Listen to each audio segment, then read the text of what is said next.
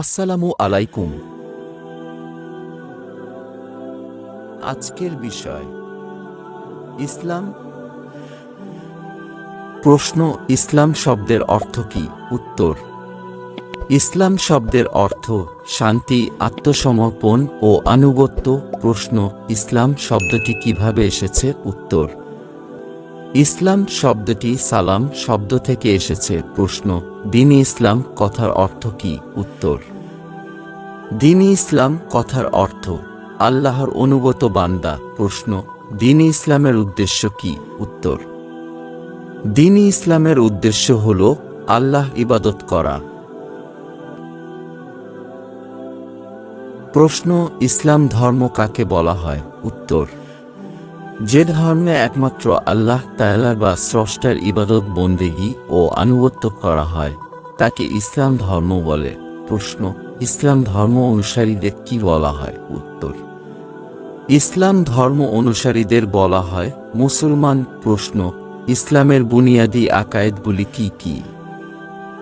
উত্তর: ইসলামের বুনিয়াদি আকায়েদগুলি হল আল্লাহর প্রতি ঈমান আনা, নবীদের উপর ঈমান আনা, কিতাবসমূহে ঈমান আনা, কিয়ামতে ঈমান আনা, ফেরেশতাদের প্রতি ঈমান আনা।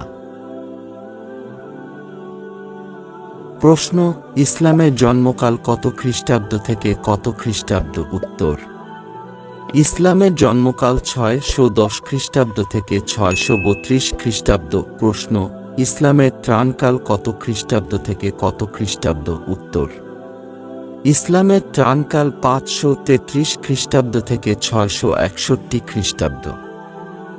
প্রশ্ন: ইসলামের রাজ্য বিস্তারকাল কত থেকে কত খ্রিস্টাব্দ? উত্তর: 640 খ্রিস্টাব্দ থেকে 750 খ্রিস্টাব্দ। প্রশ্ন: ইসলামের বিধানকাল কত থেকে কত খ্রিস্টাব্দ? উত্তর: 725 খ্রিস্টাব্দ থেকে 875 খ্রিস্টাব্দ। প্রশ্ন: ইসলামের সংকলন কাল কত খ্রিস্টাব্দ থেকে কত খ্রিস্টাব্দ? উত্তর: 876 খ্রিস্টাব্দ থেকে 1077 খ্রিস্টাব্দ। প্রশ্ন: ইসলামের সুফিকাল কত খ্রিস্টাব্দ থেকে কত খ্রিস্টাব্দ? উত্তর: 1078 খ্রিস্টাব্দ থেকে 1260 খ্রিস্টাব্দ। প্রশ্ন: ইসলাম ধর্ম কার মনোনীত? উত্তর: ইসলাম ধর্ম আল্লাহর মনোনীত।